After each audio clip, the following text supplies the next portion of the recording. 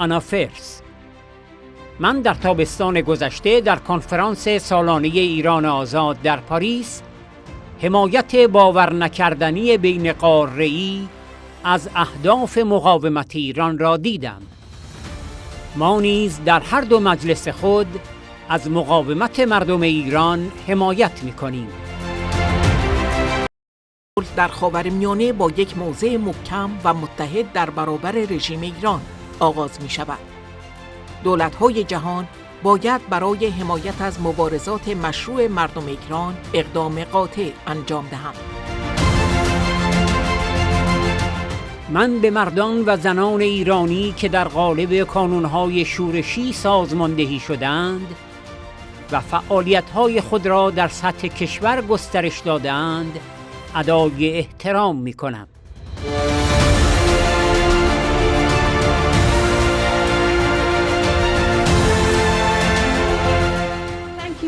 Indeed, Madam Rajavi, for that very clear explanation of the current situation in Iran, how we've got to where we are, and what we need to do from here in order to advance the cause of freedom and democracy in Iran, which is ultimately what we are here for.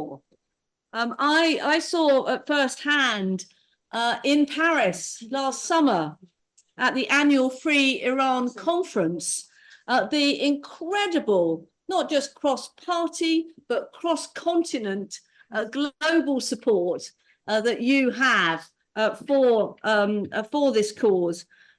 And we have it here for the Iranian people in our Houses of Parliament. The object of all of this is a free, secular and democratic republic in Iran forever, starting as soon as possible.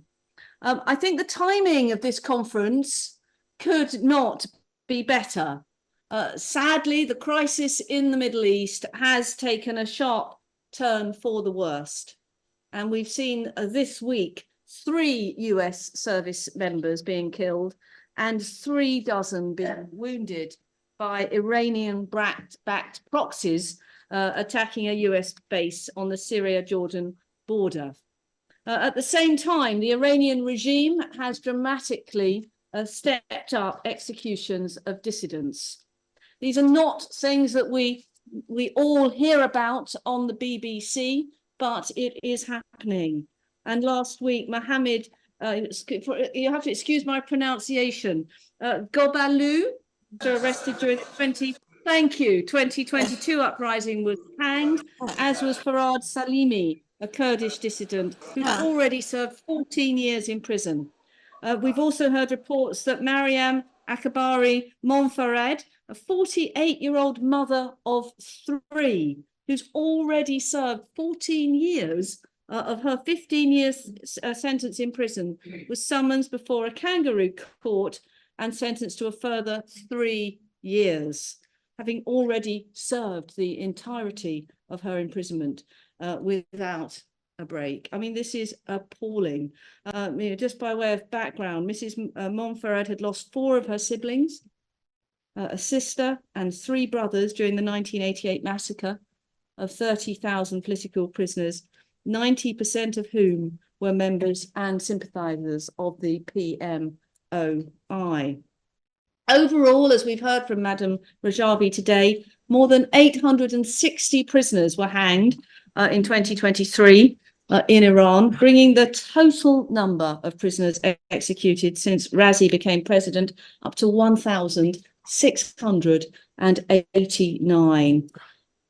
And those victims include at least 24 dissidents and the same number of women. I mean, this is, a horror on a scale that we just, we can't really comprehend here in the West. Absolutely. Where, as I have said many, many times to these meetings, we take our freedoms for granted, and we shouldn't, and we have to continue to stand up for what is right. For their part, despite an atmosphere of absolute repression, the Iranian people have defied the regime. And, you know, I pay tribute to the younger generation of Iranian men and women organized in the form of resistance units who have qualitatively and quantitatively expanded their activities nationwide. From those brave young women that we saw, you know, last year and the year before, the activities now have ramped up, and they include targeting the IRGC and the Bayzai militia, the regime's shock troopers across the country, strengthening the spirit of resistance and demoralizing the regime's suppressive forces. And I think that they deserve all of our respect, and I applaud them, every single one of them. These developments, we believe, are making it palpably clear that the mullah's regime, besieged by this multitude of social, political, and, you know, physical crises, and facing this increasing restive population, fears the eruption of another uprising, which, according to the regime officials, would be far more ferocious and far more far-reaching than the 2022 uprising.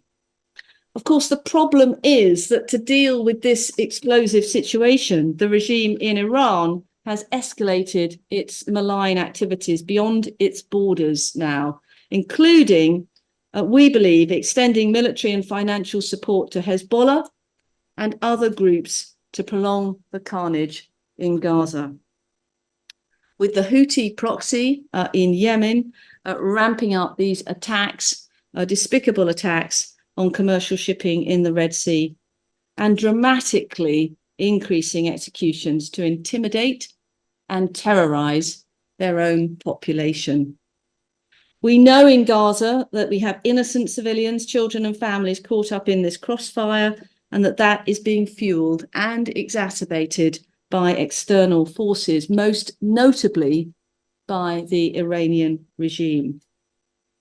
The regime's supreme leader, Ali Khamenei, and his IRGC view the continued bloodshed not as a tragedy, as they should, but as an opportunity to strengthen their grip on the region and distract from their own domestic failings. That is our belief.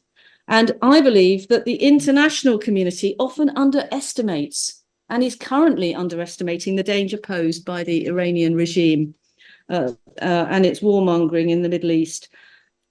You could say that it's chosen to turn a blind eye altogether, and it's time now to recognize that threat posed by the regime, and that it's a far greater threat to democracy, perhaps, even than its nuclear ambitions. I believe that the path to peace in the Middle East begins with a firm and united stand against the Iranian regime. I believe that governments across the world must take decisive action to support these legitimate struggles of people in Iran who are standing up for freedom and democracy that we take for granted here in the West. So finally, considering all avenues for peaceful political activities that have been closed by the ruling theocracy, Western democracies, including our own government, must continue to stand with the Iranian people. We must continue to support them in their resistance with all available means. We must continue to be their voice and to stand up for a democratic, secular republic in Iran, now and forever. Thank you.